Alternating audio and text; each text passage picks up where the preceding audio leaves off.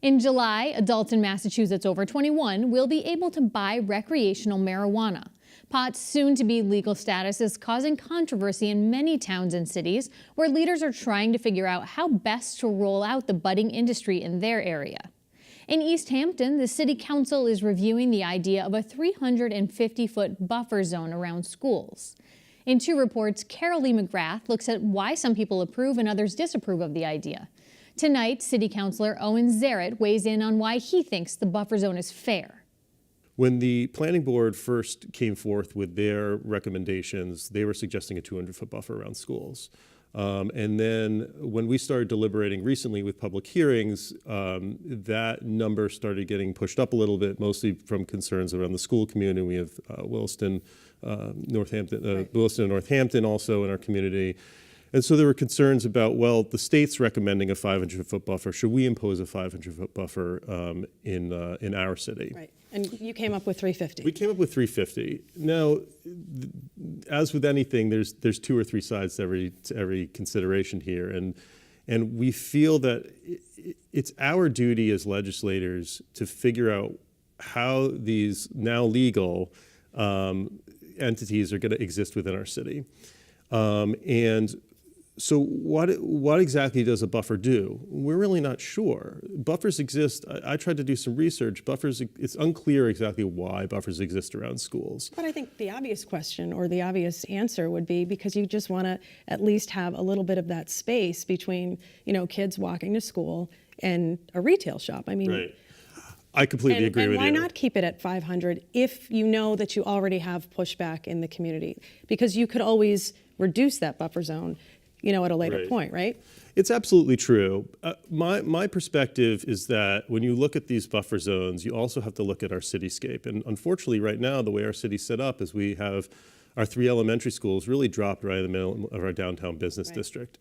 So how can we legislate and create buffer zones that make people feel safe? Because ultimately, I think that's really comes down to when you look at the significant restrictions around access to these businesses. How can we make people feel safe, but at the same time allow business to thrive in the city? Because if you create if you look at the 500-foot buffer, it basically creates an effective pseudo-prohibition within our downtown business. Because within downtown, but East Hampton has other areas where they certainly can open up. And I'm sure if somebody wanted to go and buy marijuana, they'd be willing to drive, another mile or half mile to that spot, right? That is true, but East Hampton is a walking city. We pride ourselves on our bike path and our pedestrian byways. We're coming up with a complete streets project with our new city planner, Jeff Bagg, is going to be taking that over. I think that part of the concern when we say, well, there's other places where you can buy this legally, is there we potentially we perpetuate the stigma. We say that we're going to keep it out of downtown, we're going to put it in certain places, like a lot of people talk about the mill buildings and highway business.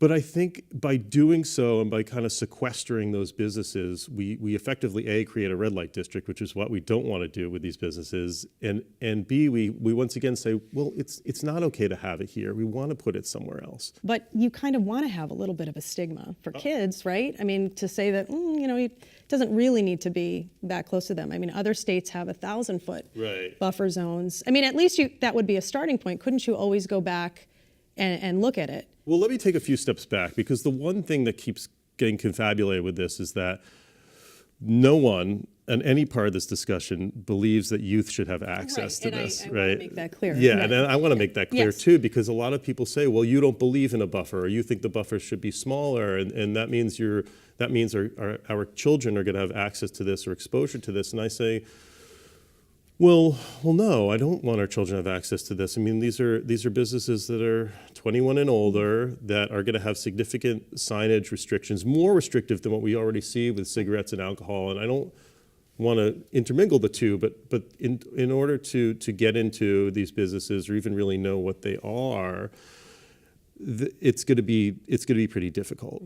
I think the biggest thing to combat our youth accessing these places is education, not necessarily creating buffers. Right. It's a mixed message, though, I think, for a lot of kids. But that's not something that we relitigate here because it's legal in Massachusetts. Correct. But it is something that, a lot of people have said, okay, well, we're going to do education programs, but we're kind of giving the perception that it's okay.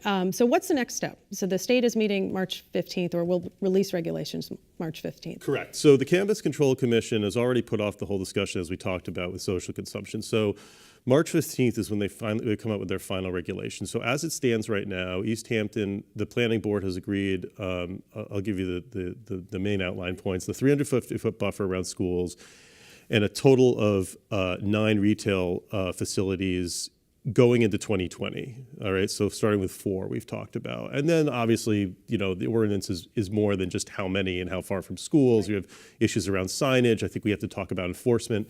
So March 2015, the commission comes out with its final regulations, and then the ordinance subcommittee will meet again, review the planning board's what the numbers that they've put forth in their recommended ordinance, take into consideration what the state has finalized, and then put that together, vote on it, and then bring it to the full city council, who will then vote on the full ordinance. So it's a lot of work ahead, and I know a lot of communities in Massachusetts are going through the same things and considering the same things that you guys are as well. It is, and it's really tough because, as a parent, and as a legislator, there are some mixed signals here. I totally agree with you. It's really tough to take something that's been, for its entire existence, pretty much existed purely under prohibition, and then with a flip of a light switch, it's now completely legal. Right. And so, is it fair for us to say, well, you have all these perceptions around it and stigma around it, and you shouldn't feel that anymore, it's totally normal now? No, I mean, that's the biggest trick, is like, right. You can't legislate that, right? That's where the whole educational piece comes in. We have to figure out how to ultimately make people feel comfortable around it. It's going to take a long time.